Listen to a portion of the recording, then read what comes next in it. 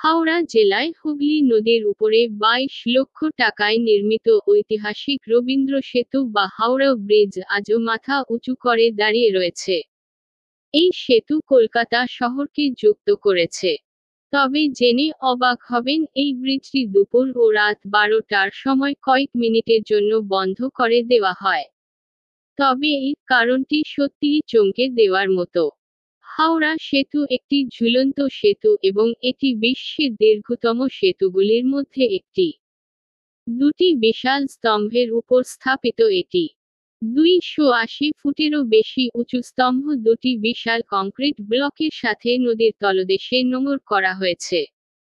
এই দুটি পিলারের মধ্যে দূরত্ব 1500 ফুট। তাই এর উপর বেশি ওজন থাকলে ভেঙে পড়তে পারে। আসলে ইংরেজদের আমলে যখন হাওড়া ব্রিজটি বানানো হয়েছিল তখন ইঞ্জিনিয়াররা ভেবেছিল 25,000 টনের বেশি ওজন নিতে পারবে না দুই দিকে থাকা স্তম্ভ দুটি। আর বুদ্ধিজীবীদের মতে যেকোনো ব্রিজ ভেঙে পড়ার সময় হলো 12টা। কিন্তু তারা উল্লেখ করেননি যে দুপুর 12টা নাকি রাত্রি 12টা।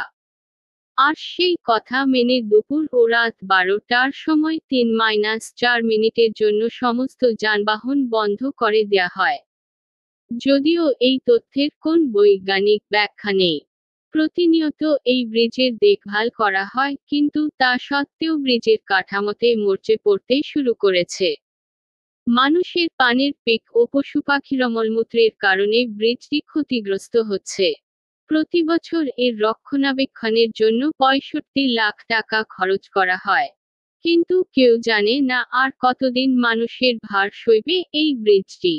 এদিকে কিছু লোক বলেন হাওড়া ব্রিজ কোনোভাবেই ভেঙে পড়বে না, এই 12টার সময় বন্ধ রাখা একটি চালাকি, কারণ যাতে মানুষের ওজন ছাড়া ব্রিজটি কিছু সময় শান্তিতে থাকতে পারে।